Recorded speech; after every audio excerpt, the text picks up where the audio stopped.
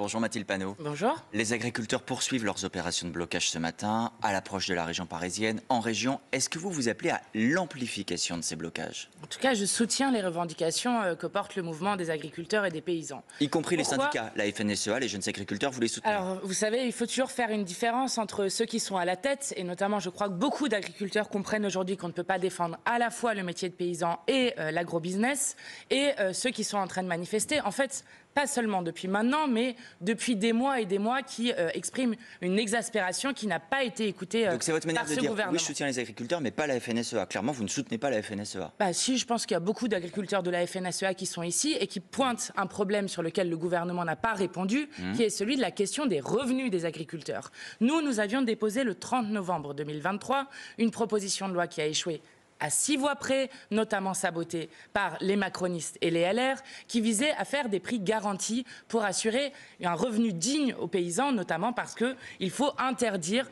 de pouvoir vendre moins que le prix de revient. Quand vous entendez par exemple Éric Ciotti, des LR à droite, qui dit qu'il faut un revenu minimum pour les agriculteurs, 1 500 € par mois, je rappelle que pendant la campagne, Jean-Luc Mélenchon disait un SMIC net à 1 500 € par mois, vous dites, on propose la même chose, on est convergents? Non, je dis juste que ce sont des hypocrites puisqu'ils ont voté contre la loi. Mais il se trouve que nous avons redéposé cette loi pour avoir ces prix planchers et ce revenu garanti qui prennent en compte à la fois le prix de production et le prix du travail des paysans pour faire en sorte qu'ils puissent vivre dignement. Donc, puisque nous avons reproposé cette loi, ils pourront alors la voter et peut-être être moins des hypocrites, tout comme ce sont des hypocrites quand ils votent et signent à tout va des accords de libre-échange. Alors, on va reparler des accords de libre-échange parce que c'est très important. Sur le revenu, on attend potentiellement de nouvelles annonces du Premier ministre. Cet après-midi, il y a sa déclaration de politique générale. Vous serez d'ailleurs dans l'hémicycle.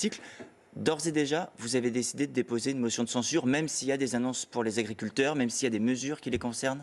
Bon, déjà, on n'est pas sur un discours de politique générale. Le discours de politique générale, il a été fait il y a 2 semaines par Emmanuel Macron lui-même. Donc en fait, vous avez un Premier ministre qui va aller redire ce qu'Emmanuel Macron a déjà dit, parce qu'on a bien compris que M. Attal n'était là que par le fait du prince, avec Emmanuel Macron. Mais je vous repose la question. De tout, s'il y a des choses pour les agriculteurs, ça ne vous intéressera pas de les soutenir? Mais c'est pas la question qui est posée.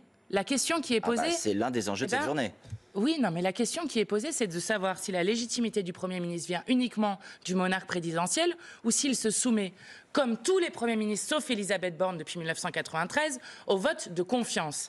Et je vais vous dire, nous, si nous déposons la motion de censure, c'est pour avoir une clarification dans le pays et à l'Assemblée nationale sur qui est dans l'opposition et qui est dans la majorité. Mathilde Panot, votre motion de censure, pardon, je précise pour nos téléspectateurs, ce sera pratiquement la 30e, j'ai pas les comptes exacts, ce sera pratiquement le 30e échec. Donc une 30e fois, en un an et demi, on aura la confirmation qu'il n'y a pas de majorité contre le gouvernement.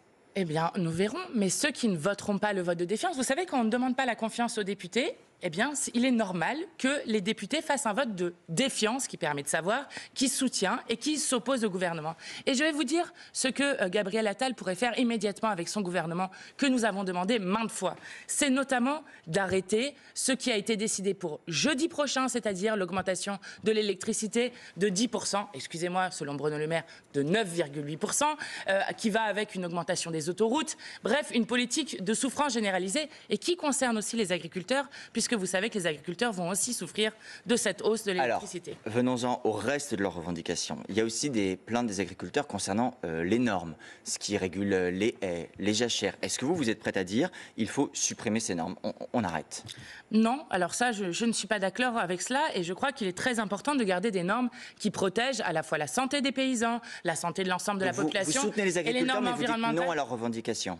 Ah non, je crois que dans les revendications sur la question notamment du revenu, et nous par exemple nous sommes les seuls à proposer l'annulation de la dette paysanne lorsque les agriculteurs veulent s'engager dans une bifurcation de leur modèle, parce que ce n'est pas seulement qu'ils n'arrivent pas à vivre de leur travail, mais c'est aussi qu'ils croulent sous les dettes. Mais je vais vous expliquer. Par exemple, moi je suis pour plus de normes sur certaines choses et je suis sûre que les agriculteurs seront d'accord avec nous. C'est pas ce qu'on entend sur les points de blocage. Je vais vous donner un exemple de norme. Un seul.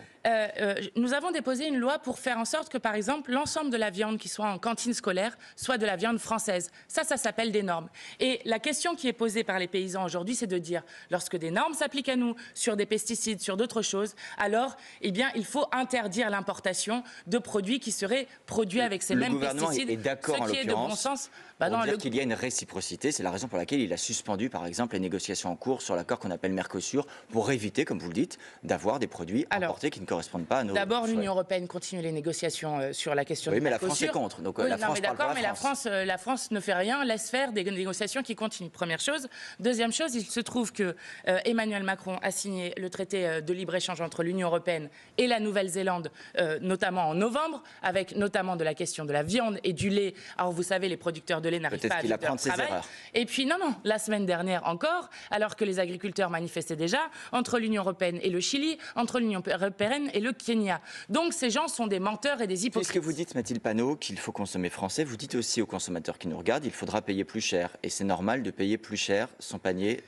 Eh bien, c'est pour ça que je pense qu'il faut augmenter les salaires et les minima sociaux dans ce pays. Regardez la chaîne de maltraitance alimentaire dans laquelle on est. Les paysans n'arrivent pas à vivre de leur travail. 10 millions de tonnes de nourriture sont jetées chaque année. Et ensuite, un Français sur 3 dit qu'il n'arrive pas à vivre à se nourrir correctement. Et 8 millions de personnes vont à l'aide alimentaire.